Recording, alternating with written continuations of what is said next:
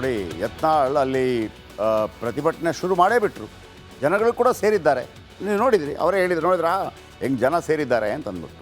ಆಮೇಲೆ ಈ ಸಂದರ್ಭದಲ್ಲಿ ಏನಾಗುತ್ತೆ, ಸೋತಿದ್ದಾರೆ 3 ಕಡೆ. ಹಾಗಿರುವಾಗ ಯಡಿಯೂರಪ್ಪನವರು ಕೂಡ ಕಣಕ್ಕಿಳಿದಿದ್ದಾರೆ, ಸರಿ ಮಾಡುವಂಥ ಪ್ರಯತ್ನವನ್ನು ಮಾಡ್ತಾ ಇದ್ದಾರೆ. ಈ BSY ಕುಟುಂಬದ ಮೇಲೆ ಯತ್ನಾಳ್ಗೆ ಯಾಕೆ ಇಷ್ಟು ಕೋಪ? ಯತ್ನಾಳ್ 2019ಕ್ಕೂ ಮುನ್ನ ಯಡಿಯೂರಪ್ಪನವರ ಜೊತೆ ತುಂಬ ಆಪ್ತರಾಗಿದ್ದರು. BJP ಕಟ್ಟಿದವರಲ್ಲೇ BSY ನಂತರದ ನಾಯಕ ಯತ್ನಾಳ್. ಯತ್ನಾಳ್ ಕೂಡ ಭಾಳ ದೊಡ್ಡ ನಾಯಕ, ಹಾಗೇನು ಇದಲ್ಲ. ಅವರು BJP ಬಿಟ್ಟು JDS ಸೇರಿದ ಯತ್ನಾಳ್ರನ್ನ ಕರೆತಂದಿದ್ದೇ BSY. ಇವರು JDSಗೆ ಹೋಗ್ತಾರೆ. ಒಮ್ಮೆ 2019ರಲ್ಲಿ CM ಆದ BSY ಯತ್ನಾಳ್ ಸಚಿವರನ್ನಾಗಿ ಮಾಡಲಿಲ್ಲ, ಅದೇ ಕೋಪ. ಆ ಒಂದು ಬೇಜಾರಿನ ಸಂಗತಿ ಯತ್ನಾಳ್ ಮನಸ್ಸಿನಲ್ಲಿ ಉಳಿತಾ ಇದೆ. BSY ಮೊದಲ ಅವಧಿಯಂತೆ 2ನೇ ಅವಧಿಯಲ್ಲಿ ವಿಜಯೇಂದ್ರ ಹಸ್ತಕ್ಷೇಪ ಮಾಡ್ತಾರೆ. ಇದರಿಂದ BSY ತೆಗೆಯಲು ಪಣ ತೊಟ್ಟು ಗಡ್ಡ ಬಿಟ್ಟಿರ್ತಾರೆ ಯತ್ನಾಳ್ ಅವರು. ಬೊಮ್ಮಾಯಿ CM ಆದಾಗ ಸಚಿವರಾಗುವ ಕನಸ್ಕೊಂಡಿರ್ತಾರೆ. ಆಗಲೂ ಯತ್ನಾಳ್ ಹೊರಗಿಟ್ಟು ಸಂಪುಟ ರಚನೆಗೆ ಪಟ್ಟು ಹಿಡಿದಿದ್ದೇ BSY. ಇದು ಕೋಪ ಜಾಸ್ತಿ ಆಗುತ್ತೆ. BSY ಹಠಕ್ಕೆ ಹೈಕಮಾಂಡ್ ಮಣಿದು ಸಚಿವ ಸ್ಥಾನ ನಿರಾಕರಣೆಯನ್ನು ಮಾಡುತ್ತೆ. ಇವ್ರಿಗೊಂದು ಆಸೆ ಇತ್ತು, ನನ್ನೊಂದು ಹೋಮ್ ಮಿನಿಸ್ಟರ್ ಮಾಡಬೇಕು ಅಂತೇಳಿ. ಹೋಮ್ ಮಿನಿಸ್ಟರ್ ಮಾಡಿದ್ರೆ ಹೆಂಗೆ ಮಾಡ್ತೀನಪ್ಪ ಅಂಥೇಳಿ. ಆಮೇಲೆ ಸಾಮರ್ಥ್ಯ ಇರುವಂಥ ನಾಯಕ, ಅದರಲ್ಲಿ 2 ಮಾತಿಲ್ಲ. ಕೆಲವೊಮ್ಮೆ ರಾಜಕೀಯದಲ್ಲಿ ಏನೆಲ್ಲ ಆಗಿಬಿಡ್ತದೆ. ಹಾಗಂತ ಸೈಲೆಂಟ್, ಅವರೇ ಹೇಳ್ತಾರಲ್ಲ, ಸೈಲೆಂಟ್ ಕೂರೋ ಮಗ ಅಲ್ಲ ನಾನು. 2023ರಲ್ಲಿ ರಾಜ್ಯಾಧ್ಯಕ್ಷ ಸ್ಥಾನದ ಮೇಲೆ ಕಣ್ಣಿಟ್ಟಿದ್ರು ಬಸವನಗೌಡ ಪಾಟೀಲ್ ಯತ್ನಾಳ್, ಲಿಂಗಾಯತ ನಾಯಕ. ಆದರೆ ರಾಜ್ಯಾಧ್ಯಕ್ಷ ಸ್ಥಾನ ಕೂಡ ಇಲ್ಲದೆ ಕೊನೆಗೆ ವಿಪಕ್ಷ ನಾಯಕ ಸ್ಥಾನ ಸಿಗಬಹುದು ಅಂತೇಳಿ ಅಲ್ಲೂ ಸಿಗಲಿಲ್ಲ. ಯಾಕಂದರೆ ಒಮ್ಮೆ ಲಿಂಗಾಯತ ನಾಯಕ ರಾಜ್ಯಾಧ್ಯಕ್ಷ ಆದರೆ ವಿಪಕ್ಷ ನಾಯಕ ಇನ್ನೊಬ್ಬರಿಗೆ ಕೊಡ್ತಾರೆ. ಹಾಗಾಗಿ ಅಶೋಕ್ಗೆ ಬಂತು. ಇದಾದ ನಂತರ ಯಡಿಯೂರಪ್ಪ ಮತ್ತು ವಿಜೇಂದ್ರ ವಿರುದ್ಧ ನೇರ ಸಮರಕ್ಕಿಳಿಯುತ್ತಾರೆ ಯತ್ನಾಳ್. ಅಧ್ಯಕ್ಷ ಸ್ಥಾನ, ವಿಪಕ್ಷ ಸ್ಥಾನ ತಪ್ಪಲು BSY ಕಾರಣ ಎಂಬುದು ಯತ್ನಾಳ್ ಅವರ ಅನಿಸಿಕೆ ಮತ್ತು ವಾದ. ಅಪ್ಪಾಜಿ ಅನ್ನಲ್ಲ, ಕೈಕಾಲು ಹಿಡಿಯೋದು ಗೊತ್ತಿಲ್ಲ ಅಂತ ಯತ್ನಾಳ್ ಸಿಟ್ಟಾಗ್ತಾರೆ. ಎಲ್ಲ ಅಧಿಕಾರ ಅಪ್ಪ ಮಕ್ಕಳಿಗೆ ಬೇಕು ಅಂತ ಪದೇ ಪದೇ ಹೇಳ್ತಾನೆ ಇರ್ತಾರೆ ಯತ್ನಾಳ್.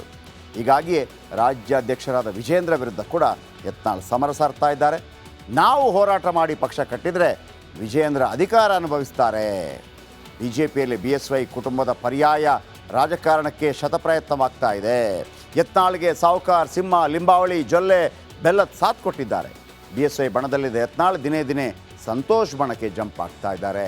ಸಂತೋಷ್ ಬಣದ ನಾಯಕರಾಗಿ ಯತ್ನಾಳ್ BSY ವಿರುದ್ಧ ಹುಡುಕ್ತಾ ಇದ್ದಾರೆ. ಅಂದರೆ ಇಷ್ಟೆಲ್ಲ ಆಗ್ತಾಯಿದ್ರು ಯಾಕೆ ಮಾತಾಡ್ತಾ ಇಲ್ಲ ಹೈಕಮಾಂಡ್ ಅಂತಂದರೆ PL ಸಂತೋಷ್ ಅವರ ಸಪೋರ್ಟ್ ಇರ್ಬೋದೇನೋ ಅನ್ನುವಂಥ ಅನುಮಾನಗಳು ಕಾಡ್ತಾ ಇದೆ.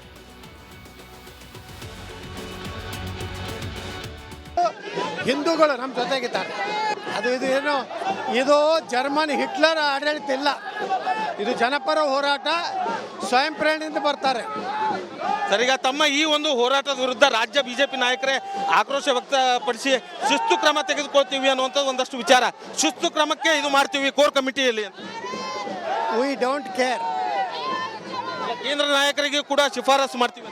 V don't care. ಒಟ್ನಲ್ಲಿ ಕೆಟ್ಟ ಮೇಲೆ ಬುದ್ಧಿ ಬಂತು ಅನ್ನೋ ಹಾಗೆ ಈಗ ಒಗ್ಗಟ್ಟಿನ ಮಂತ್ರ ಬಚಿಸೋದಕ್ಕೆ BJP ನಾಯಕರು ನಿಂತಂತೆ ಕಾಣ್ತಾ ಇದೆ. ಆದ್ರೆ ಇದಕ್ಕೆಲ್ಲ ಯತ್ನಾಳ್ ಟೀಮ್ ಸೊಪ್ಪು ಹಾಕುತ್ತೋ ಇಲ್ವೋ ಅನ್ನೋದು ಇನ್ನೂ ಕೂಡ ಪ್ರಶ್ನೆಯಾಗಿದೆ. Bureau report, republic Kannada. ಇಷ್ಟೆಲ್ಲ ಆದ ನಂತರ ಗವಿಯಪ್ಪ ಕೂಡ ಮಾತಾಡಿದರು. ಏನಾಯಿತು ನೋಡಿ.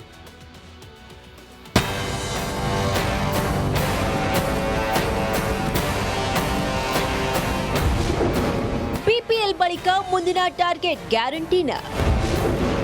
ರಾಜ್ಯದಲ್ಲಿ ಗ್ಯಾರಂಟಿ ಯೋಜನೆ ಬಂದಾಗುತ್ತಾ? ಇವಾಗ ಏನಂದ್ರೆ ಗ್ಯಾರಂಟಿ ಸ್ಕೀಮ್ಸ್ ಇರೋದ್ರಿಂದ ಸ್ವಲ್ಪ ಮನೆಗಳು ಕೊಡೋದು ಸ್ವಲ್ಪ ಕಷ್ಟ ಆಗ್ತಾ ಇದೆ. ಇವಾಗ ಅದೇ ನಾವು ಮುಖ್ಯಮಂತ್ರಿಗಳು ಕೇಳ್ತಾ ಇದ್ದೀವಿ.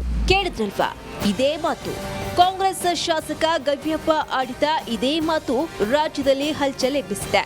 ಮುಂದಿನ ದಿನಗಳಲ್ಲಿ ಗ್ಯಾರಂಟಿ ಯೋಜನೆಗಳು ಬಂದಾಗುತ್ತಾ ಅನ್ನೋ ಅನುಮಾನ ಮೂಡಿಸಿದೆ.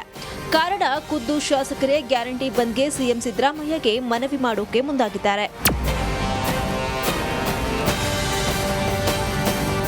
ವಿಜಯನಗರದಲ್ಲಿ ಮಾತನಾಡಿದ ಶಾಸಕ ಗವಿಯಪ್ಪ, 2 ಗ್ಯಾರಂಟಿಗಳನ್ನ ರದ್ದು ಮಾಡೋದ್ರಿಂದ ಅನುದಾನ ಸರಿಯಾಗುತ್ತೆ ಅಂತ ಹೇಳಿದ್ದಾರೆ.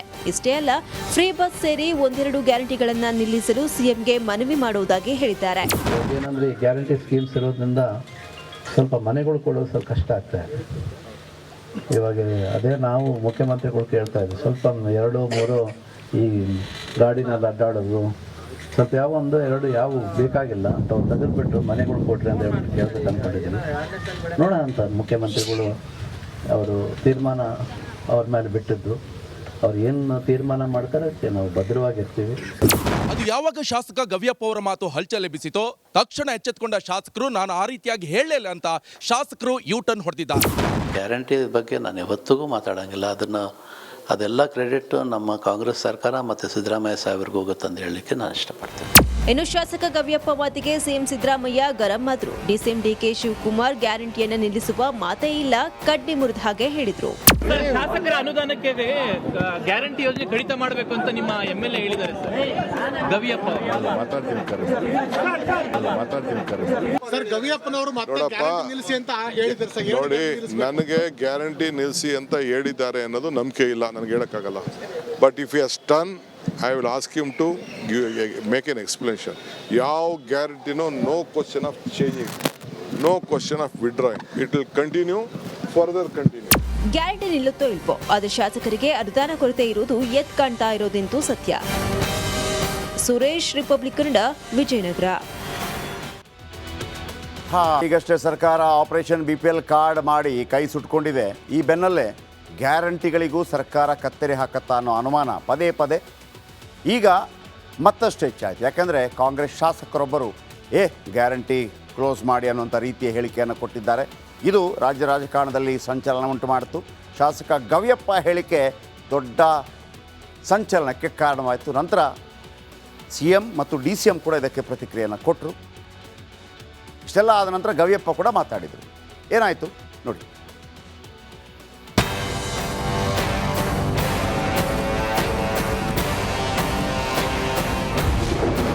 PPL ಬಳಿಕ ಮುಂದಿನ ಟಾರ್ಗೆಟ್ ಗ್ಯಾರಂಟಿನ. ರಾಜ್ಯದಲ್ಲಿ ಗ್ಯಾರಂಟಿ ಯೋಜನೆ ಬಂದಾಗುತ್ತಾ? ಇವಾಗ ಏನಂದರೆ ಈ ಗ್ಯಾರಂಟಿ ಸ್ಕೀಮ್ಸ್ ಇರೋದ್ರಿಂದ ಸ್ವಲ್ಪ ಮನೆಗಳು ಕೊಡೋದು ಸ್ವಲ್ಪ ಕಷ್ಟ ಆಗ್ತಾ ಇದೆ. ಇವಾಗ ಅದೇ ನಾವು ಮುಖ್ಯಮಂತ್ರಿಗಳು ಕೇಳ್ತಾ ಇದ್ದೀವಿ. ಕೇಳಿದ್ರಲ್ವಾ, ಇದೇ ಮಾತು ಕಾಂಗ್ರೆಸ್ ಶಾಸಕ ಗವಿಯಪ್ಪ ಆಡಿದ ಇದೇ ಮಾತು ರಾಜ್ಯದಲ್ಲಿ ಹಲ್ಚಲ್ ಎಬ್ಬಿಸಿದೆ. ಮುಂದಿನ ದಿನಗಳಲ್ಲಿ ಗ್ಯಾರಂಟಿ ಯೋಜನೆಗಳು ಬಂದಾಗುತ್ತಾ ಅನ್ನೋ ಅನುಮಾನ ಮೂಡಿಸಿದೆ. ಕಾರಣ ಖುದ್ದು ಶಾಸಕರೇ ಗ್ಯಾರಂಟಿ ಬಂದ್ಗೆ ಸಿಎಂ ಸಿದ್ದರಾಮಯ್ಯಗೆ ಮನವಿ ಮಾಡೋಕೆ ಮುಂದಾಗಿದ್ದಾರೆ. ವಿಜಯನಗರದಲ್ಲಿ ಮಾತನಾಡಿದ ಶಾಸಕ ಗವಿಯಪ್ಪ 2 ಗ್ಯಾರಂಟಿಗಳನ್ನ ರದ್ದು ಮಾಡುವುದರಿಂದ ಅನುದಾನ ಸರಿಯಾಗುತ್ತೆ ಅಂತ ಹೇಳಿದ್ದಾರೆ. ಇಷ್ಟೇ ಅಲ್ಲ, ಫ್ರೀ ಬಸ್ ಸೇರಿ 1-2 ಗ್ಯಾರಂಟಿಗಳನ್ನ ನಿಲ್ಲಿಸಲು ಸಿಎಂಗೆ ಮನವಿ ಮಾಡುವುದಾಗಿ ಹೇಳಿದ್ದಾರೆ. ಏನಂದ್ರೆ ಈ ಗ್ಯಾರಂಟಿ ಸ್ಕೀಮ್ಸ್ ಇರೋದ್ರಿಂದ ಸ್ವಲ್ಪ ಮನೆಗಳು ಕೊಡೋದು ಸ್ವಲ್ಪ ಕಷ್ಟ ಆಗ್ತಾ ಇದೆ. ಇವಾಗ ಅದೇ ನಾವು ಮುಖ್ಯಮಂತ್ರಿಗಳು ಕೇಳ್ತಾ ಇದ್ದೀವಿ. ಸ್ವಲ್ಪ 2-3 ಈ ಗಾಡಿನಲ್ಲಿ ಅಡ್ಡಾಡೋದು, ಸ್ವಲ್ಪ ಯಾವ 1-2 ಯಾವ ಬೇಕಾಗಿಲ್ಲ ಅಂತ ತೆಗೆದುಬಿಟ್ಟು ಮನೆಗಳು ಕೊಟ್ರಿ ಅಂತ ಹೇಳ್ಬಿಟ್ಟು ಕೇಳ್ಬೇಕು ಅಂದ್ಕೊಂಡಿದ್ದೀನಿ. ನೋಡೋಣ ಅಂತ ಮುಖ್ಯಮಂತ್ರಿಗಳು ಅವರು ತೀರ್ಮಾನ ಅವ್ರ ಮೇಲೆ ಬಿಟ್ಟಿದ್ದು. ಅವ್ರು ಏನು ತೀರ್ಮಾನ ಮಾಡ್ತಾರೆ ಅದಕ್ಕೆ ನಾವು ಭದ್ರವಾಗಿರ್ತೀವಿ. ಅದು ಯಾವಾಗ ಶಾಸಕ ಗವಿಯಪ್ಪ ಅವರ ಮಾತು ಹಲ್ಚಲ್ ಎಬ್ಬಿಸಿತೋ ತಕ್ಷಣ ಎಚ್ಚೆತ್ತುಕೊಂಡ ಶಾಸಕರು ನಾನು ಆ ರೀತಿಯಾಗಿ ಹೇಳಲಿಲ್ಲ ಅಂತ ಶಾಸಕರು ಯೂಟರ್ನ್ ಹೊಡೆದಿದ್ದಾರೆ. ಗ್ಯಾರಂಟಿ ಬಗ್ಗೆ ನಾನು ಯಾವತ್ತಿಗೂ ಮಾತಾಡೋಂಗಿಲ್ಲ. ಅದೆಲ್ಲ ಕ್ರೆಡಿಟ್ ನಮ್ಮ ಕಾಂಗ್ರೆಸ್ ಸರ್ಕಾರ ಮತ್ತು ಸಿದ್ದರಾಮಯ್ಯ ಸಾಹೇಬ್ರಿಗೆ ಹೋಗುತ್ತಂತ ಹೇಳಲಿಕ್ಕೆ ನಾನು ಇಷ್ಟಪಡ್ತೀನಿ. ಇನ್ನು ಶಾಸಕ ಗವಿಯಪ್ಪ ಮಾತಿಗೆ ಸಿಎಂ ಸಿದ್ದರಾಮಯ್ಯ ಗರಂ ಆದ್ರು. ಡಿಸಿಎಂ ಡಿಕೆ ಶಿವಕುಮಾರ್ ಗ್ಯಾರಂಟಿಯನ್ನು ನಿಲ್ಲಿಸುವ ಮಾತೇ ಇಲ್ಲ, ಕಡ್ಡಿ ಮುರಿದ ಹಾಗೆ ಹೇಳಿದ್ರು. ಶಾಸಕರ ಅನುದಾನಕ್ಕೆ ಗ್ಯಾರಂಟಿ ಯೋಜನೆ ಕಡಿತ ಮಾಡಬೇಕು ಅಂತ ನಿಮ್ಮ MLA ಹೇಳಿದ್ದಾರೆ ಸರ್ ಗವಿಯಪ್ಪ. ಸರ್ ಗವಿಯಪ್ಪನವರು ಮತ್ತೆ ಗ್ಯಾರಂಟಿ ನಿಲ್ಲಿಸಿ ಅಂತ ಹೇಳಿದ್ದಾರೆ ಸರ್. ನೋಡಿ, ನನಗೆ ಗ್ಯಾರಂಟಿ ನಿಲ್ಲಿಸಿ ಅಂತ ಹೇಳಿದ್ದಾರೆ ಅನ್ನೋದು ನಂಬಿಕೆ ಇಲ್ಲ, ನನಗೆ ಹೇಳಕ್ಕಾಗಲ್ಲ. But if you has done, I will ask him to make an explanation.